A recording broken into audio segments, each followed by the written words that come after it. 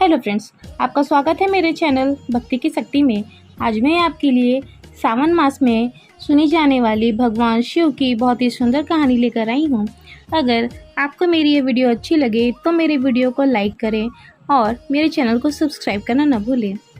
बहुत समय पहले की बात है। एक गांव में एक पति पत्नी रहते थे। पति का नाम हरिया था तथा उसकी पत्नी का नाम शांता था। वे बहुत गरीब थे। हरिया मजदूरी करता था। शांता धार्मिक प्रवृत्ति की थी। वह भगवान शिव जी की परम भक्त थी। वह रोज शिव जी की पूजा किया करती थी। सावन का महीना आया तो शांता रोज शिव जी के मंदिर जाने लगी और पूजा पाठ करने लगी।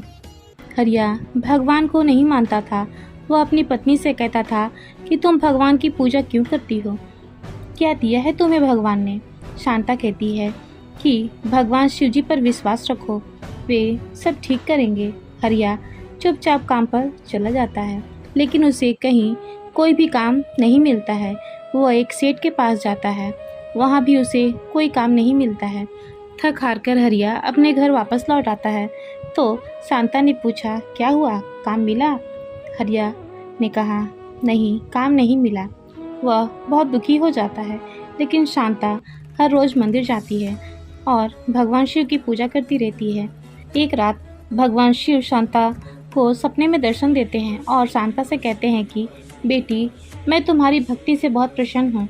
अब जल्दी ही तुम्हारे सारे कष्ट दूर हो जाएंगे। यह कहकर भगवान शिव अंतर्ध्यान हो जाते हैं। सुबह जब शांता उठती है तो सारी बात अपनी पति को बताती है।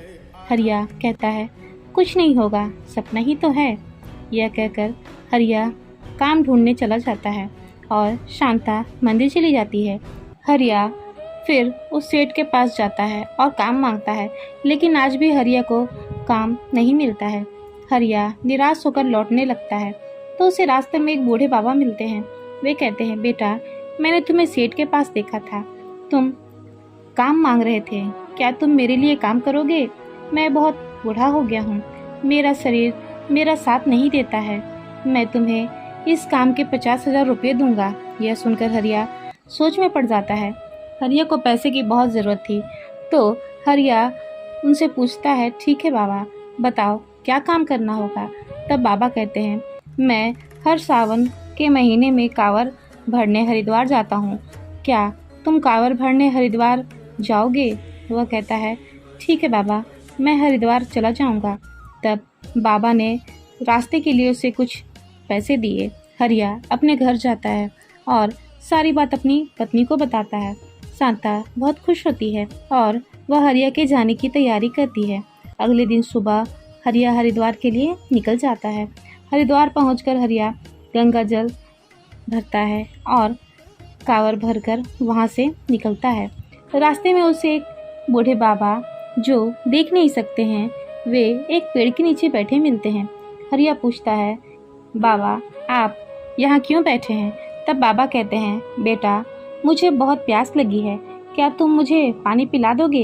हरिया सोचता है, मेरे पास तो गंगा जल है, पानी तो है नहीं।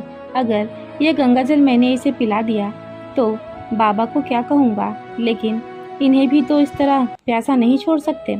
फिर हरिया ने सोचा, इन्हें गंगा जल पिला देता हूँ, शायद मेरी किस्मत में पैसे है ही नहीं। यह सोचकर गंगा जल हरिया बाबा को पिला देता है। बाबा सारा गंगा जल पी जाते हैं। फिर वो बाबा हरिया को एक पोटली देते हैं और कहते हैं कि बेटा, इस पोटली को घर जाकर खोलना। अब जाओ, शांता तुम्हारा इंतज़ार कर रही है।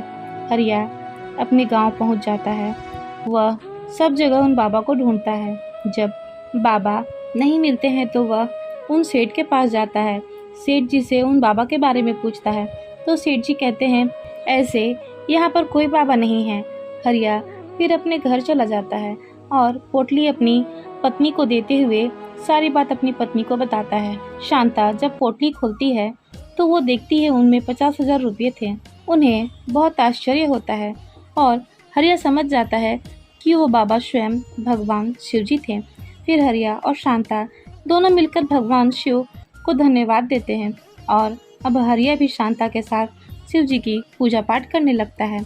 फिर हरिया उन पैसों से अपनी एक दुकान खोलता है। शिव जी की कृपा से उसकी दुकान बहुत अच्छी चलने लगती है। धीरे धीरे हरिया बहुत धनवान हो जाता है और वो दोनों खुशी खुशी अपना जीवन बिताने लगते हैं।